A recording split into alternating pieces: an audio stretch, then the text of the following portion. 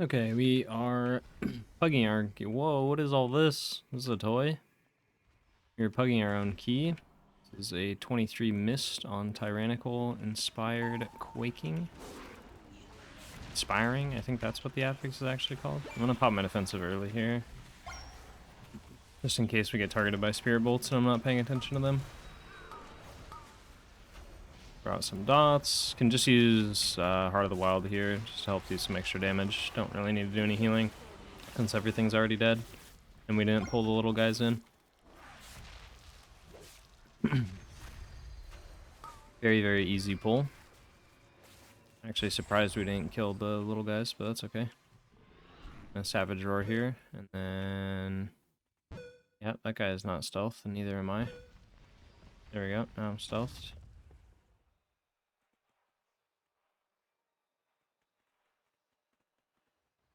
And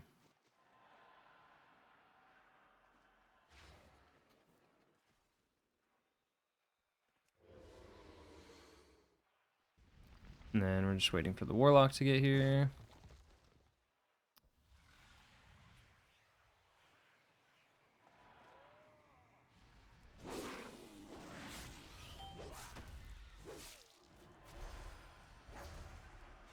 Gonna just Ironbark the tank here.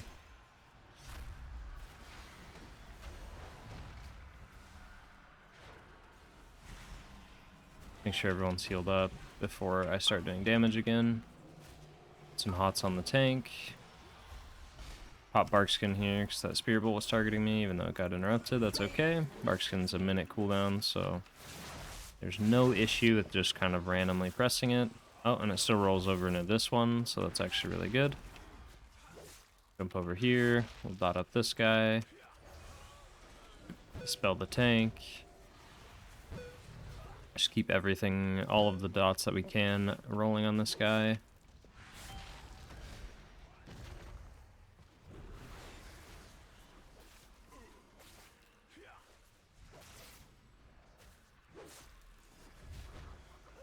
And then I'm gonna go for the farthest mushroom.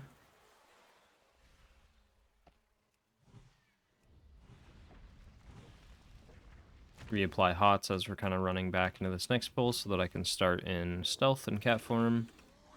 Get a good opener here.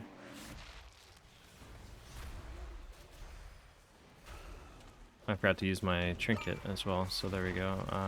Who do I put it on? Hunter's giving me versatility, that'll do.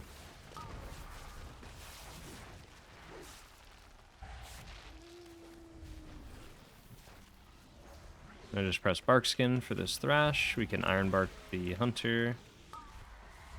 And then I shouldn't really need to heal this Thrash. I'm just going to throw out a few hots just to make sure. Just in case anyone gets hit by anything or something. Then we'll go right back to doing damage. Keeping all my dots going on this guy. Refresh dots. And save Berserking for the boss during the burn phase, since we'll have Heart of the Wild up. Get as much damage as we can out during the burn phase. There we go, we start in stealth again. Our opening damage on the tree. Adaptive Swarm. Now we start applying hots. We gotta really watch for those Spirit Bolts because they will kill us.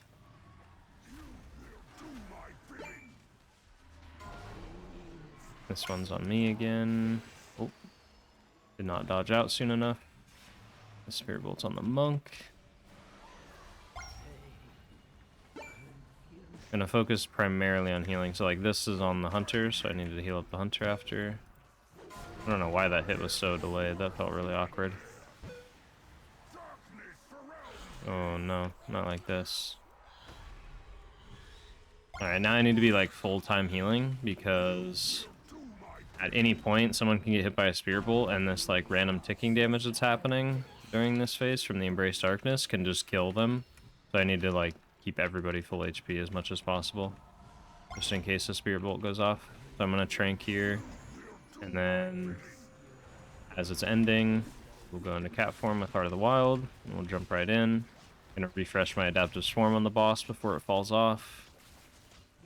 just so he has it for the full duration. Reapply Rip. Reapply all my dots. Some decent damage into the boss there. Now we're right back on the tree. Reapply dots. And the goal is to do as much damage as we can before the Embrace Darkness starts. That's typically my goal. And I am swiping here, and that's just so that we also help burn the boss a little bit. And like even here, I can dot up the other boss, Ingra, just to keep him burning in HP, because until he has the Embrace Darkness, he's still taking full damage from us, which means that we can get him like sub 40% before the next burn, which is what allows us to two-phase. My next Swiftmend is going to give me Tree Form, which is perfect for this Embrace Darkness. I'm going to reapply dots one last time, and then now we're going to go into healing mode. I'm going to reapply Rejuice. I can Swiftmend and hopefully not die to that. I was in a really bad position there. Needed to step out and away from all these spots because I had somebody behind me. That's like the main thing you want to make sure is when the fear's going out, there's no one behind you, like no players, because they'll bait puddles, and then you'll get feared into their baited puddles. And now we're back to doing some damage. I'll press my potion here, reapply dots.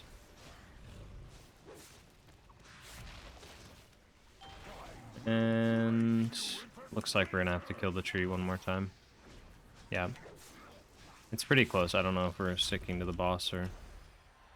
It looks like we're just sticking to the boss, so we'll just stick on the boss.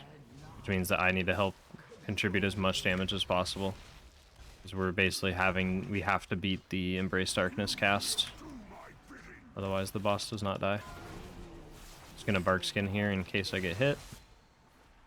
I'm playing a little greedy to try to do as much damage as we can here. Also not swiping anymore. I'm just using Shred to do as much single target damage as possible. Reapply Adaptive Swarm. We can jump in. That was very risky, but need to make it happen, and there we go.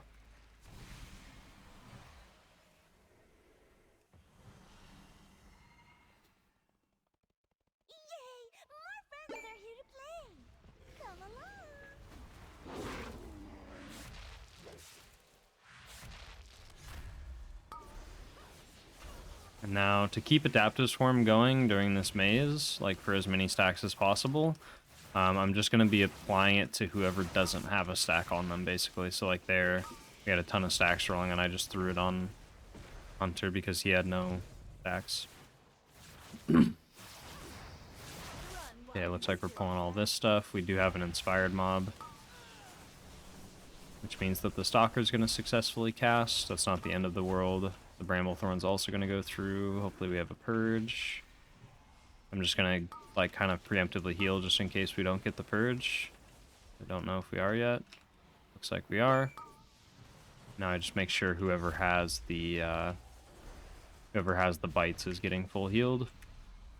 Reapply another Adaptive Swarm. Keep that rolling as much as we can. Keep our dots going. You see there, a cast went off. Everybody can pretty much dispel themselves, it looks like, except for the Warlock. We just self-dispel the Warlock.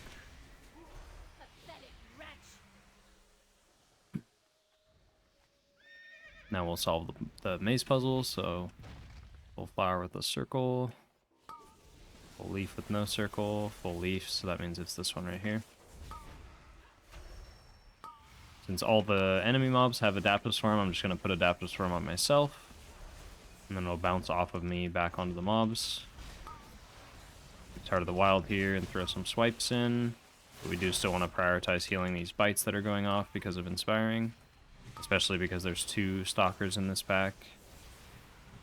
Which is extra dangerous. Solve the puzzle again. Full flower with a circle. Empty leaf, it's that one right there. Don't need to look at any other ones because that's an exact opposite match of the one that we saw at the entrance, which means that it is the solution. So every trait of it is opposite.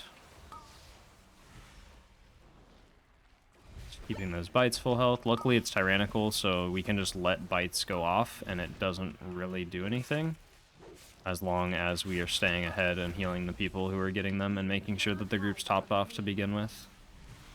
So that when they get targeted by the bite, they don't just instant die. I'm going to save my next Swiftmend. I'm not going to Swiftmend here, because we want to be able to cast it. I'm going to start in stealth this time. And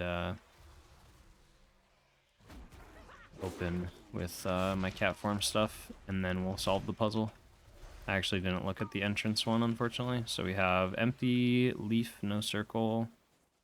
And we have an empty flower with a circle. And we have empty flower. That means it's a full leaf, which is over there, the one spot that we haven't checked yet. And just to make sure, since I got a little bit lost, we'll double check. There it is, a full leaf. Reapply some dots here. Reapply Adaptive Swarm on myself.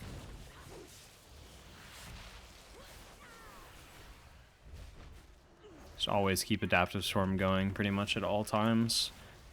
Either on allies or enemies, it doesn't really matter. The more times you press it, the more it's going to be bouncing around everywhere, so that it just, like, if you can tell, like, throughout this maze, it's literally just bouncing to everything all the time. So, like, when we go into this pull right here, it's literally just going to apply Adaptive Swarm to the Matriarch almost instantly. Or it's going to apply it to all the relics, unfortunately, but there it goes. Now it's on the Matriarch, like, you get the idea. Okay, so we have a full leaf with a circle. We have an empty leaf. Full flower with no circle. And an empty flower with no circle. So that means it's the leaf with a circle, which I believe was this one right here. We'll just double check. There we go. Apply Adaptive Storm to myself. Use Berserking and do some damage here. Just Ironbark the tank for this shred because it hurts really bad.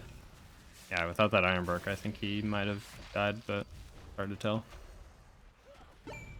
Better safe than sorry, and Ironbark is also a very low cooldown ability, so we should be trying to use it as much as possible. Oh, that shred was very close.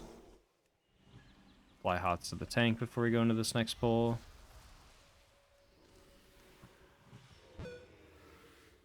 Full leaf, or full flower with a circle is that one. Empty flower with the circle, or empty leaf with a circle, I'm getting confused. And, okay, they're all empty with a circle, so that means it's that last one, which is the boss room.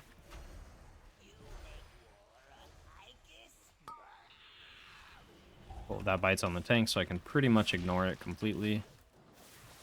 Just swiping from a distance here. Can actually melee all of these mobs, at least as Druid. I'm pretty sure all melee classes can, though, if I remember correctly. If you just stand at like the very edge of their hitbox. We shift out of ours, we dispel the Warlock, and then we heal the Hunter. Once that cast went off. And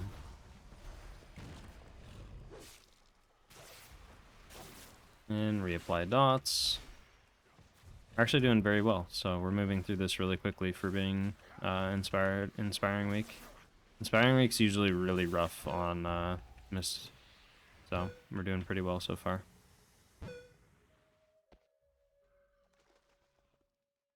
We'll see if they want to do one more pack. Do the wall right here. And then I'm going to put down a Vortex since the tank doesn't have complete aggro yet. Even though there is a Inspired, but it still helps a little bit. Oh, well, that's not good. That is a big white. There's no way we're killing all of this, so I think...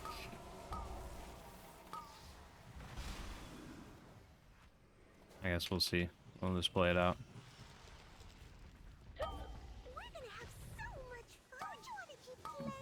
Yeah, it's unfortunate.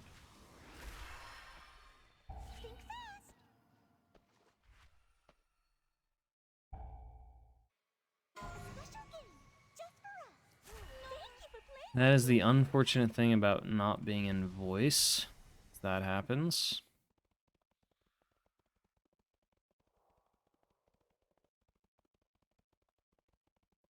We'll let them know that we'll pull. We still should be good on time. It's not super ideal, but we're still fine. So we only need about like 10 minutes when this boss dies.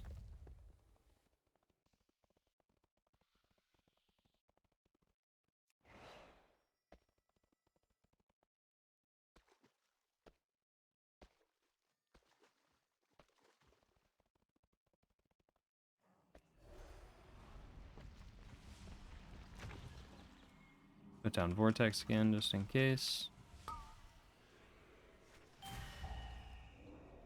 Swiftman the Monk, because he got targeted by the bite. Just make sure he's full health when it goes off. Start dotting everything up here. Another cast went off, so I'll dispel the tank and then shapeshift out of my own. Reapply dots, dispel that. Reapply rejuve to pretty much everybody, just in case somebody gets hit by something again. Going into the boss here, we re-stealth. Put on boss. Do a little bit of healing for the relic damage that's happening. Keep the tank nice and healthy, and then now we can Heart of the Wild and go back into the boss. Just in time to refresh our dots and stuff. And then after this Adaptive Swarm falls off the boss, I'm going to cast it again on the boss. The longer we keep Adaptive Swarm on the boss, the more boss damage we are doing. Fun fact. Reapply dots. Her's dead, so that Moonfire was kind of pointless, but that's okay. Reapplying everything once again. Adaptive Swarm. That was... I should have used it on somebody else because a new Adaptive Swarm literally just went on the boss. But it's not the end of the world, it's fine. And then now I can throw an Adaptive Swarm on the boss since it fell off.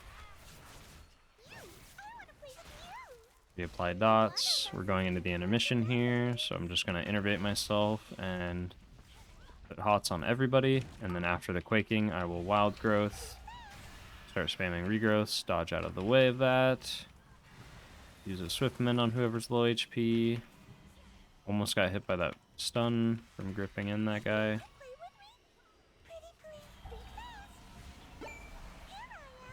And there we go, intermission's over, and we switch right back into doing damage. I'm going to save this Adaptive... actually, I'm going to use the Adaptive Swarm on just a random player in the party that doesn't have it to keep it bouncing, because these Adaptive Swarms will go on the boss like right as they fall off, so we don't need to save it.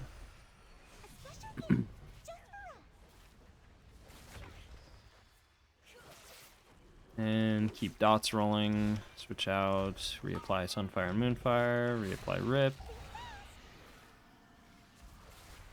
Now I can use an Adaptive Swarm on the boss, because it just fell off and none are going to refresh anytime soon. Apply Rake. Reapply Sunfire. And Ferocious Bite there, because we're going to the intermission. Oh, we skipped the intermission? That's so good. That's so good for recovering our time that we lost. Skipping the intermission is absolutely huge. So, because we skipped the intermission, we can now just keep doing damage. And the way you skip the intermission is when the boss is casting a different ability, like any other ability, dodgeball or summoning the fox or doing patty cake or anything like that, you do enough damage to where you go like, I don't know the exact percent, but it's somewhere around like 2% over whatever she normally pushes to the next intermission at. Because then like, I don't know why, but it like messes up how she registers like, you know, it's time to go into the intermission, but then you skip enough HP to where it's like, okay, the game just doesn't recognize that she was supposed to go in the intermission, and it just skips it because it thinks that it, like, you went too fast. So, like, right here, we could push fast enough to where we could just skip it. There, we just didn't do enough damage. That's all that happened there. I'm going to use my Swiftman here to go into tree form. Use a Wild Growth, keep applying rejuice to everybody, and then we start using regrowths. And then whenever we find out which one it is, when I start seeing them killing it, I will put a F-low down by it. Still reapplying stuff. We'll go ahead and trank here. I'm going to have to cancel it probably halfway through because of the dodgeball, but that's okay. Oh, I didn't cancel it soon enough. I was greedy. That was really bad, but that's okay. The boss is already dead, so it doesn't really matter. Now we just wait for a res, because if I release really far away. And the timer's pretty tight. We're not looking amazing on time, but we're looking okay. It's still definitely doable. Just gonna have to kill all this stuff really fast. But luckily we have a lot of AoE damage in our group with the Windwalker monk.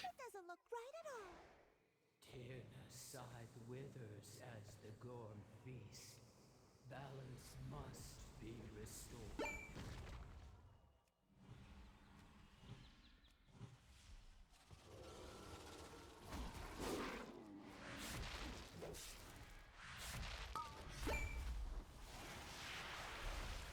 Just gonna apply a few dots, and then I need to focus on healing because the relic damage and just the random dots that go out from the mobs.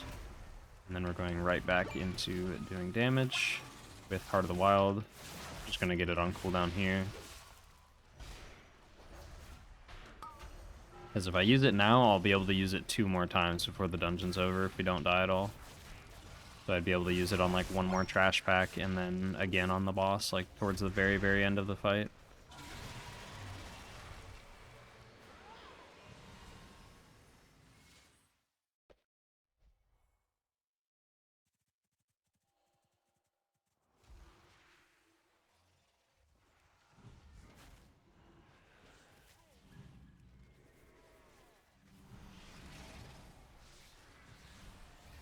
Okay, this pull we need to focus a lot on healing. I'm gonna put a vortex down. Looks like this little guy needs to get rooted out here.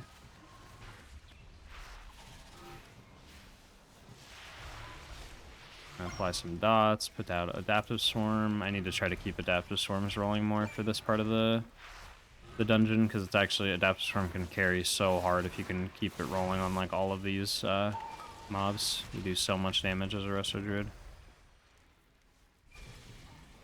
And we probably want to CC the Reavers, so I will stand over here and CC them as they get close. Just put some hots on the tank before they go into the next pull. I don't know what the Hunter's dying to. And we're just spamming root. There we go.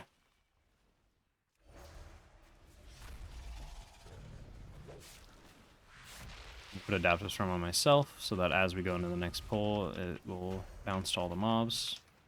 Or it will bounce to the mobs, I mean. I guess we're not going to pull soon enough. That's okay. I think it just deleted my Adaptive Storm because it... Okay, it bounced back to me, but it wasted a charge. That's not very useful, because now it's just going to fall off. It is unlucky timing. Okay, cool. They re-CC'd. Thank you, Mr. Monk. You're amazing. Gonna reapply some hots. Gonna bark skin myself so I don't have to worry about healing so much. Now we're going right back into doing damage.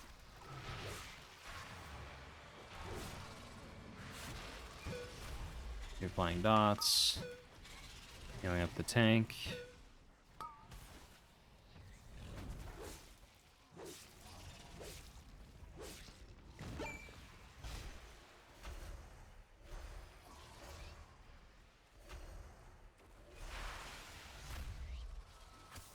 Gonna Iron Bark the tank here as he goes into that.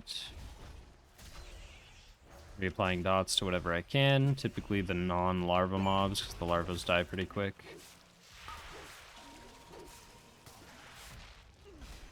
And here's where if I press Heart of the Wild again, I get another use of it before the dungeon's over. So we're gonna press it now.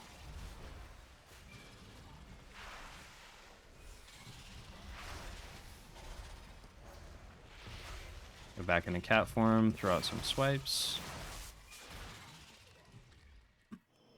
There we go. We have 5 minutes to kill last boss. We have plenty of time, actually.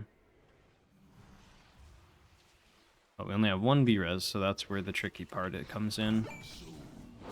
Gonna go in. So this boss, the longer you fight it, the more chaotic it becomes. So the goal here should be doing as much damage as we can as a healer for as long as possible until we really feel like the pressure's on and we need to just keep everybody alive.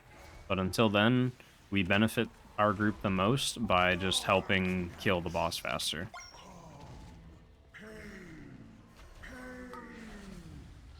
And when these little ads spawn is when we can kind of focus on healing a little bit more. Gonna reapply dots, gonna run away with the Mind Link.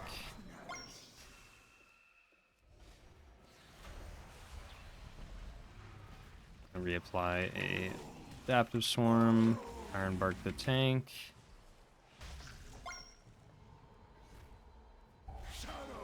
Back in a cat form. Always reapplying dots whenever we feel comfortable to. Otherwise, it's okay to focus on healing. And then we're utilizing things like defensives and externals whenever those little ads come out and start fixating somebody. We can also use like vortex and stuff to help people kite if we don't have if we don't have iron bark available for them. Put adaptive swarm on myself again, keeping everybody topped up here. And I'm also trying to stay a little bit away from melee during the acid expulsion, which is when all the green swirlies go out on the floor. And that's just to keep melee less chaotic. So like here, for instance, even though I get fixated, I'm going to come stand out here and wait. And then we're going to bait the swirls out here so that we stay away from the group. And then we'll step in. Obviously, I'd play that a lot differently if I was in like a pre-made group with people, because we have our own ways of dealing with it as melee. We kind of all stack up together. But in a pug, it's kind of a every man for himself situation. So if you can just keep your swirls out of the way from everybody else, you're going to make the fight a lot less stressful for everybody. So that is like a sacrifice that is definitely worth making as a healer. You lose a little bit of damage, you lose a little bit of healing, and uptime and stuff like that, but it's well worth it because you just get rid of so much stress of more swirlies spawning in melee. So just every time acid expulsion is like 5 seconds from casting, I'm stepping away from melee typically. And then that's when I kind of switch into healer mode. So like now I'm going to be like, okay, I'm just going to focus on healing. We're just focusing on healing, focusing on dodging and getting rid of these ads. We're going to step in now. Now I can step in, start doing a little bit of damage, still do some damage. And then now it's like, okay, acid expulsion is coming back up again. So we're going to step back out and try to get away from everybody. Bait the swirlies out here so no one has to worry about them. And then now we can step back in and we go back to doing our thing. And now it's like, okay, now we can do some more damage. Heart of the Wild, like we talked about earlier. And now we have acid expulsion coming back up, so we can step out. It's okay that I have this one fixated on me. I can just iron bark myself if I really want to. Can health pot. And we're just doing damage to the boss. Now we can help do some damage again. I can't really step into melee here, so at this point is where it's okay to just be in range the whole time. I can cast a couple wraths. There I spawned like very bad swirlies for the warlock, but that's okay. We did it. And that is what matters. We plugged our key, and now we got a plus 24 DOS.